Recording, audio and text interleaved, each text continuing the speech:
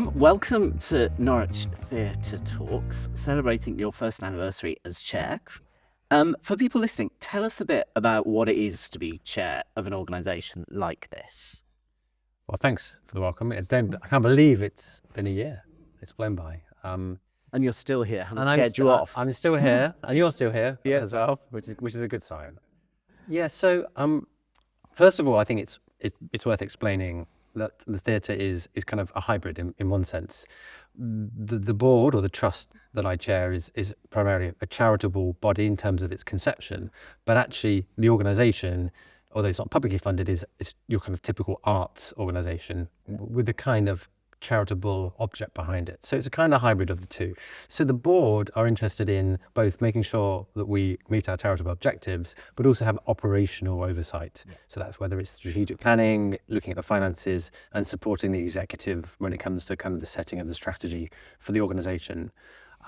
In terms of like how that works, where you as chair, and this is kind of typical in most of these organisations, you work with the top team, with the chief executive on setting the strategy, on deciding what comes to which meeting, and who gets to come to meetings. You think about the people you have in the room in terms of the trustees. Have you got the right people in the room? Are you getting the right voices heard in the meetings? Yeah. So then of course we've just had a board meeting just now. There's a bit of like stage management. You're the ringmaster as well on the day itself. I like ringmaster. That sounds fun. It's somebody described it to me once as, that the board holds the compass, we draw the map together, and the team sail the ship. Which kind of, I know that sort of settles in my head a bit. But the key thing is it's a team effort, isn't it? It's not that or certainly the culture here isn't that we have a board that sits up here and the team is underneath here. We've just had a board meeting. We're kind of in it together, I think. Yeah, that's right. And it's partly a generational change, I think, in how boards and executives work together. Certainly a few decades ago, I think they were seen as more, not necessarily confrontational, but they overpriced on the holding to account. Yeah. And underpriced on the collaboration. I think now we're much more interested in the collaboration. There was that famous story of, it was Palumbo was chair of the British Museum. He insisted on getting his own office as chair next to the chief executive's office inside the organisation, and basically acted kind of as a quasi-chief exec. And that's not the approach that one would take today. No, but I think, for me as chief executive, it can kind of be a lonely experience doing this job at times. And it's about kind of having somebody there. And, I kind of ask you random things all the time, don't I? Which is where I'm just checking my own kind of judgment calls on stuff. That's important. And for other members of the exec with trustees to have those kind of sounding boards.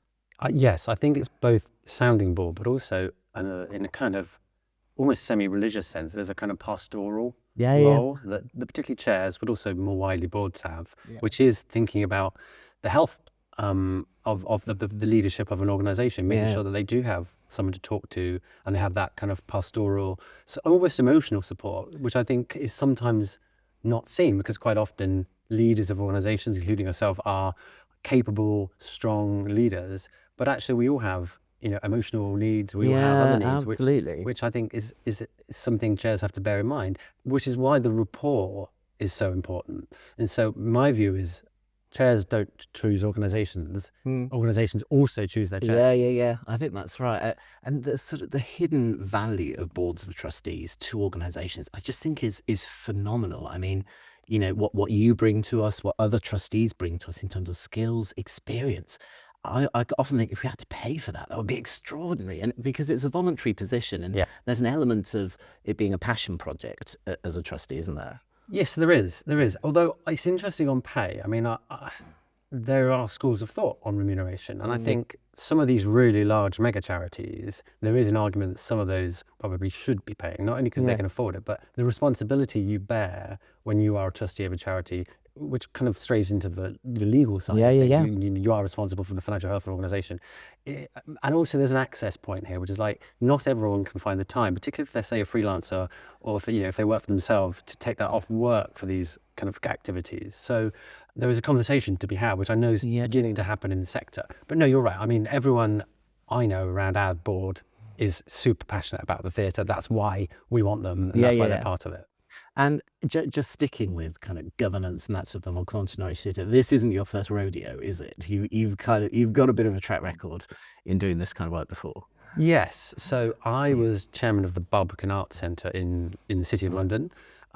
It's one of Europe's largest mixed performing arts centres. So it has theatre, musical theatre, but also has a very large concert hall. It has dance, it has visual art and 2 art galleries. About 1.5 million people a year go through its doors. So it's a big fixture in central London. And I was on the board there for 9 years and then 4 years as chair. Yeah. And then in parallel to this, I'm also chair of something called Goldsmiths College, which is part of the University of London. And that's really, although it has most subjects taught there, it's really seen as an artsy humanities college, particularly in the fine arts space, but we have performing arts as well. Yeah. And also an elected member of the corporation. Oh, yes, I always forget that. I am an elected... You're the official portfolio. I'm an elected councillor in the Square Mile in the City of London. It's a very unusual place to be a councillor. It's not just like being a local councillor around the rest of the country for incredibly boring reasons I won't go into. But it owns the Barbican. The City of London owns the Barbican. And it's through that kind of door that I ended up at the Barbican. So I owe a lot to that.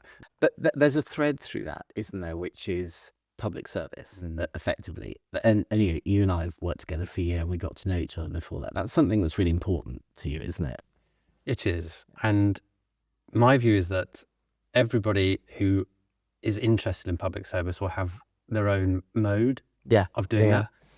For some incredibly time-poor people, but with lots of money, that might just be giving a lot of money to charity and donations. It might be putting their name on an art gallery.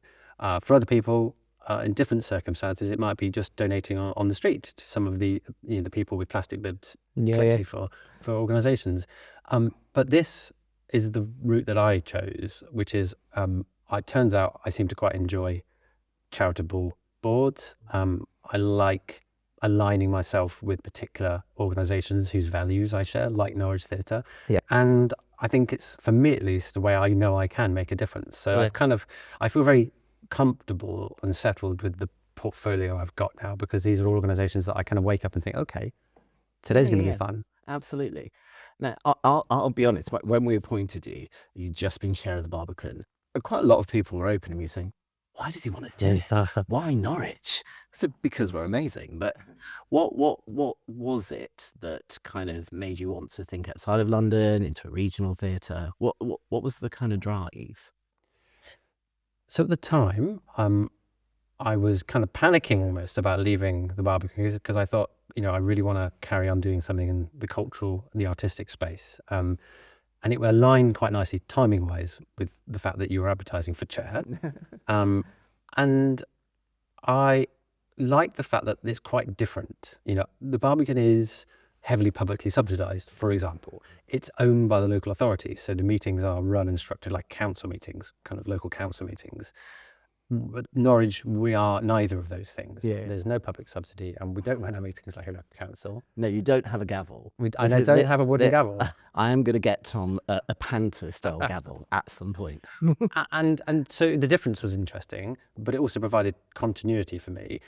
But then, I think more importantly, I came down a few times, met you, met a lot of the team, and was just really impressed. I was impressed by the quality of the spaces, by the technical and artistic quality of the team, but also the vision, and the moving away from simply being a place that essentially receives content and produces a pantomime to actually have real ambition to be a national production house, which is super exciting. And I would always turn it around and say, well, who wouldn't want to be chair? Thank you. Well, I'll take that. And one of the things we talk about quite a lot is impact. And, I think one of the things we united over when we first met was actually the extraordinary and often hidden impact that arts and culture can have either on place, on people, on communities. That's a driver for you as well, isn't it? It is. And impact takes many forms.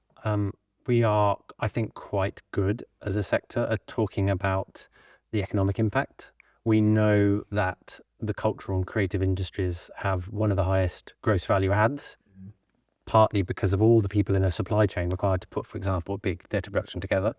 But also, so there's a job side, but also just the contribution economically that selling all those tickets makes to a local area. But there are other benefits as well. I think the mental health benefits of the arts are hugely important. We know we are in a time where record numbers of people are reporting mental health issues. I think there's a role for arts and culture in helping in that space. There are impacts on a very community level. So it could be that here at Norwich we work with people with mid to moderate dementia and with their carers. Earlier on, I saw in one of the spaces in the theatre, we had a young person's yoga class. We've worked with refugees, particularly the Ukrainian diaspora here in Norfolk, just to name a few examples. So there's that kind of community impact as well. And then I think, and this is something which I'm quite passionate about, which again is underreported, which is there's a soft power. One of the things this country is incredibly good at, actually, is the creative industries. And you can go back as far as you like, that we've always been really good at it. And there is a soft power for our culture. There's soft power for the brand of the country. In our case, I think there's a real soft power for the brand of Norwich, Norfolk. And it was wonderful to see one of our big shows on London stages. Not because we want to flee Norfolk, but because we want to create this kind of cultural corridor between London and Norfolk, which I think makes loads of sense. So there's a whole myriad of different ways that you can have an impact through what we do. Do you think, I mean, it's always struck me in my career that the arts has always had to be kind of chameleon-like in terms of its rhetoric, in terms of finding its place with government, with funding. Because whilst we're not funded, arts and culture needs to be funded. That's undoubtable, but it's often up for debate, isn't it? And you go from needing to demonstrate the economic one day, and now it's all about health and well-being. Now it's about specific places. How do you it's hard to navigate that, isn't it, without trying to be all things to all people? Yeah, I mean, I think the biggest catastrophe for arts and culture in this country was one of the knock-on direct effects from the years of austerity, which was local authorities losing, in the case of London, something like 50% of their budgets. And unfortunately, local authorities made really difficult decisions, which has largely seen funding for arts at a local level slashed. At a national level, it hasn't been a particularly good picture either. With London's hat on, it's quite interesting. You've seen a huge move of investment out of London. Now, there are strong arguments for why we need to see a bit of devolution of spending. On the other hand, we have seen some of our national institutions, I think, struggling because of that. And these are institutions which, play a significant part in the country's broader economic impact, because tourism is the third biggest industry in the world. I'm not sure what the first three are. But actually, I think local authorities pulling out of funding for arts and culture has been a particular issue. I mean, we're really lucky in that sense that we don't have to kind of go around to foundations, to local authorities, to the Arts Council in England, asking the money. But there are others, and I think it's important to recognise it, who are really affected by this and are really struggling. 100%. And, we do talk a lot about our business model and it being proudly unsubsidised. I've used this quite a lot now that we're kind of self-subsidising, because the more commercial work that we do pays for things that we invest in, like new productions or engagement activity. But we can't lose sight of the fact that it's an interconnected ecology. We rely upon funded partners to bring their work here. Without that funding, it wouldn't work. It often strikes me that actually the sector isn't good enough at working together at times, is it? It could be quite disparate. Yeah, that's exactly right. And I don't know why that is, because typically when you see people from different organisations in this sector in a room, everyone seems to kind of get on and understands one another's mission, but there seems to be a slightly missing piece around how you bring them together. And there's a kind of there's sort of a freedom, isn't there, in our business model, in that where we invest, what we make ourselves, we can kind of choose, and there's a lot of debate at the moment around art for art's sake, because a lot of funding models supply very specific outcomes that you've kind of got to hit. Where are you on the art for art's sake? Well, my segue is into a nicer question, which is, what's the kind of art that you particularly enjoy as well? Well, so on the first point, I think, and this is no way having a pop, well, it is a bit at the Arts Council, but that's the obvious example, because the Arts Council funding comes with huge numbers of conditions.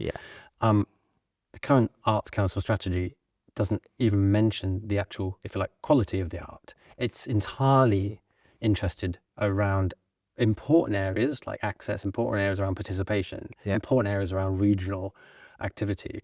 But at some point, I would have thought the National Investment House for Artistic Creation in the country might be interested in the quality of output. Yeah. So that's one question. That's one point. Because although art is subjective, I'm pretty sure most people could work out what's good art and what's bad art Absolutely. within certain parameters, but it's possible to work it out. So I do worry that some of this investment, for whatever reason, and usually for very good reasons, has just become too caveated, and that's slightly holding back some of our organisations. And Oh, sorry, you asked me what my favourite art form is. yeah. Musical theatre. Musical theatre. So I know you're a big fan. How many times did you see Anything Goes at the Barbican? So Anything Goes, I played at the Barbican. I took 2 Secretaries of State. It was that period where we had like 3 in a row to see it. And Lincoln, you'd miss one. and I saw it 7 times. And But what's not to like about tap dancing sailors? And what? So I've got 2 final questions for you. The first is you can answer them whichever order you want to, and the answer might be the same. What's been your highlight so far of your year as chairman? And also, what's been the kind of piece of theatre you've seen over any time period that kind of got you hooked? Ooh. Well, that's a very good question. The piece of theatre that got me hooked was when I was very young. I grew up in the East Midlands, so it's not too far away. We got the same local news opt-out from BBC Look East, live from Norwich. Life much. The Derngate in Northampton was our local theatre. Yeah. And I remember we went to see a production of William Shakespeare's Macbeth. Am I allowed to say that in a theatre? Yeah, It's bad luck, isn't it? you're fine. You're fine. Which was, We'll all like turn around 3 times, curtsy, and bow. and it was like the first time I'd seen Shakespeare on a big stage. It's a big theatre there. But also, I was in a production. It was a scout production of a gang show. These kind of quite fun end of year shows. Amazing. Love a gang show. In the McKinley Theatre in Kettering, which is sadly closed down, is now a housing estate. And although I haven't done much at all since then on the stage, it was kind of another way of getting involved, and it was exciting. So that was probably how I first got involved. I wouldn't say either of those were creatively the best shows, but they were what got me this interested. gang show, are there pictures? If I there's hope no not. picture, then it didn't happen. Well, it right? was before iPhone, so hopefully not. And what was your other question? And what's been your highlight? Highlight in Norwich. There's been a few, but I was really proud to see a really interesting list of guests, some of whom, work in Downing Street, some of whom run huge institutions around the country, an ambassador, you name them, all of whom came to see one of our co-productions. This was Carlos Costa's Nutcracker in Havana, when it was at the South Bank Centre in London for a week. And the room was packed. The audience were on their feet every show, and all these amazing VIPs who absolutely loved it. And we got incredible feedback from all of them. So that was a real highlight, because it connected a really important part of my life, which is here and Norwich Theatre, with another part of my life, which is Central London. It's that London, Norwich, It's that our London creative corridor. connectivity thing again. So, Tom, on every episode of Norwich Theatre Talks, we have our question pot. It's Norwich Theatre Talks about talking. So, would you like to take one?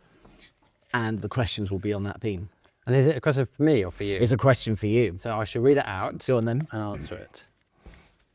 So this question is, what's the best talking to you've ever had? I love this question. Oh gosh, that's a hard one. The best talking to. One, I remember being absolutely furiously told off by a visiting teacher to our primary school who brought a snake into the class. And they were displaying the snake. And I don't know why. You brought it? No, he brought the snake Oh, in. he brought He it. brought the snake. I don't know the snake. He brought the snake in. And it was like, see the snake, don't touch the snake. And I don't know why, but for some reason I picked the snake up and like draped it around my neck. And he was like looking away. And he turned around and went berserk at me. And I think I still kind of go red when I think about it, because I was like 9 or something. I mean, at least I That's wasn't. brilliant, but that's like the worst thing anyone can say. If someone says, "Don't push that button," I know. all It he was- wants to do is push that It button. was don't hold the snake. So not just don't hold it, like wear it like a feather boa. Amazing. I'm so pleased you shared that story. Tom, thank you for this first year. Here's to many, many, many more. We're not letting you go anywhere. And thank you for joining me on Norwich Theatre Talks. Thank you, Stephen.